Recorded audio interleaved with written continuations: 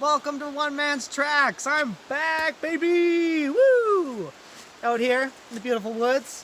Haven't found a place to live after my whole European adventure, so I've had to stash a few of the cool things I found in my rather meandrous roamings around Europe that I'm here to talk about. Got some cool stuff, got some weird stuff, mostly just stuff I know I like. Like, look at that. Stashed in the holes, we've got the good old David Byrne album, Uh-Oh. Love me David Byrne. His little yelpy, speaky, kind of beautiful songwriting strategy. It all just gets me going. I love it so much. Anything David Byrne, I'm gonna pick up for a couple euros while I'm in Berlin. Just happen to be going to a cool show, doing some sightseeing, and there you go, some Byrne. Also, really cheap Florence album. I know it's all over the place. I could probably find it here, but it was there. I dig me some Florence. Her orchestral pop, kind of really over the top, just really emotional stuff gets me every time I listen to it. Love me some Florence. Get you into some ceremonials while you're at it. Oh, look at that. Another little fun find here. I got a cool story to tell you a little bit later about this Pussifer album that I picked up. I've listened to. I know it's still in the thing, but I streamed it. A little remixed album of Pussifer's latest record. I have a lot of fun things to talk about, Mr. Maynard, so we're gonna leave that be for now, but just a fun little latest Pussifer release. Got to go see that guy. Just fun times. We also found some other things. This is all in Hamburg now, by the way. We moved from Berlin all the way to Hamburg. Found this weird Finnish electronic kind of instrumental thing here. It's groovy, it's kind of short, it cruises along. You can check it out down there. I found it on YouTube, so it must be somewhat popular at some point, but just a fun thing. Love me some skiing, love me some weird stuff, so there's that as well. Morrissey, not a true album, it's a compilation album. It's his second release, I think. This is the one that made him popular in the States, so ironically enough, picking up in Hamburg over in Europe is a little backwards, but there you go. Fauna Drag, a bunch of singles compiled together. Really fun, really great stuff.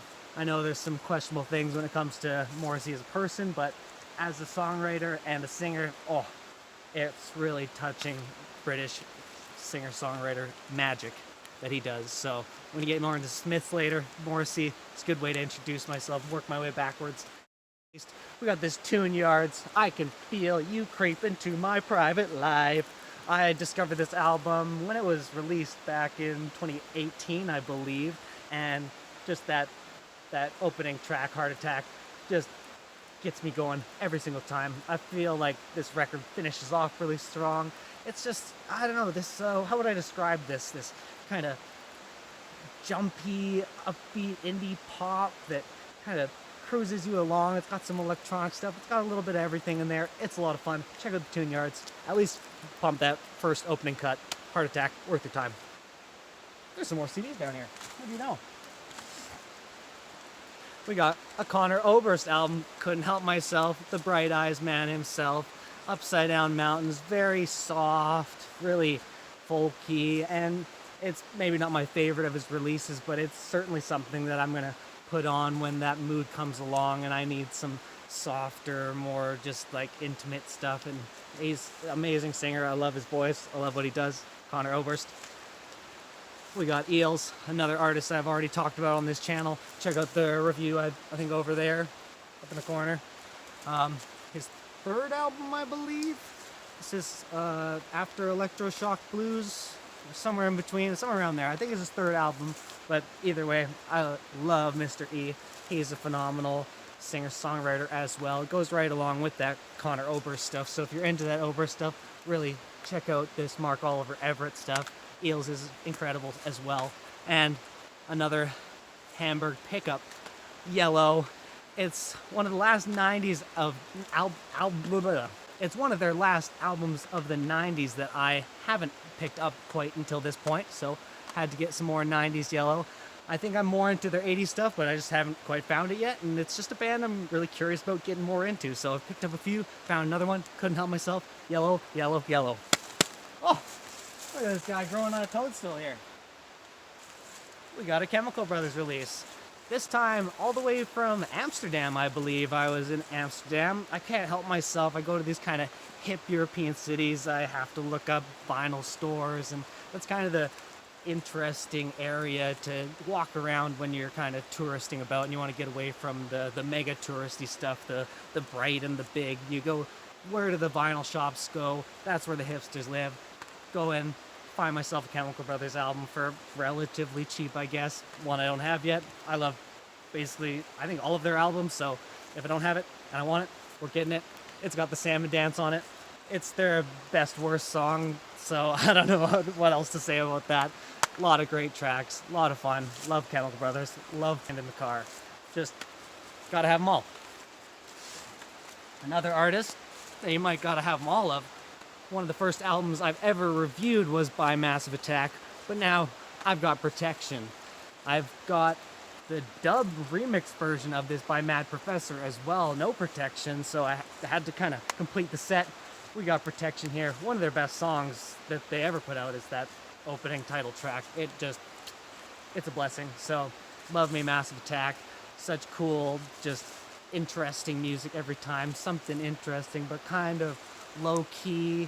Oh, it's a vibe, man. It's definitely worth checking out. If you haven't checked out Massive Attack, get into it. I wouldn't recommend that review that I made because I did a poor job talking about it, but it's linked down in the description if you're interested. Another artist I've talked about that I'd highly recommend you checking out my other review of, that's Plantation Lullabies up there. This one is Michel Ndege Ocello's Peace and Passion. Ooh, what beautiful, feel-good, neo-soul that just kind of floats you along. It's kind of this, I don't know, almost biblical feel to it. Love me some Michel Ndege. She really just hits the spot sometimes. Another artist I've talked about, popular review on the channel. I think it's just a popular artist in general that I just didn't happen to know about until I found it, but here we go. We're getting into Silverchair this time. It's their very first album, I believe. It's youthful, it's rockin', it's a little rough around the edges, but it's a fun time, I guess. It's no Neon Ballroom, or really it doesn't quite compare to even Frog Stomp, but it's a good time. I didn't have yet. It was, like you said, see there, €2 at a thrift shop. Can't help myself. This time we've moved from Amsterdam just a little bit south to Utrecht, a little city where I met a couple friends at a music festival just in another part of Netherlands, all at another part of the journey. So just bouncing around like crazy. Couldn't help myself. Final stop on the journey, bought a ton of CDs. We're on to LL Cool J, another artist I reviewed. I talked about, it's linked down there. I can't fit it up there. I can only put so many up there. This is not my favorite of his, even though it's still a double platinum, fun little 90s album. The follow-up to Mama Said Knock You Out, which is unbeatable. So there's some fun jams. It's actually one of the only albums I found where I prefer the remix at the end of the single rather than the single over it. So I shot you. Might be checking out that remix if you haven't already.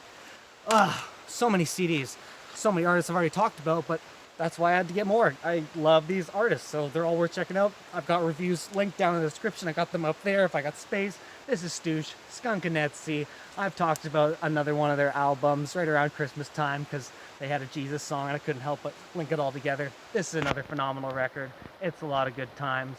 Yes, it's effing political. Ooh, look at me censoring myself for good old YouTube. Good time. Banger album. Get into Skunkanetsy. We've got just one more stack from this last stop along the journey. One of my favorite finds, actually, of the entire trip is this, A Man Called E album, Mark Oliver Everett's first album, I believe. He was first known as E, then he went to Eels.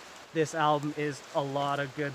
It's sweet, it's heartfelt, it hurts, it's just, a fun time. Just one of my favorite singer-songwriters I've discovered in this musical journey that I made. So if I have room, check out Eels up there. Check it out in the description. Man Called E is maybe a good way to build into it. So maybe start here if you haven't heard of him. Another artist I've talked about already today, Connor Oberst. This is Bright Eyes Casadega. Once again, maybe not my favorite release of his, but he's got great stuff. It's all worth trying. This is fantastic. I just love it. Get into that Omaha masterpiece. He's a beauty, and it's got some fun little stuff going on with the cover where it does stuff like that, so that's good too.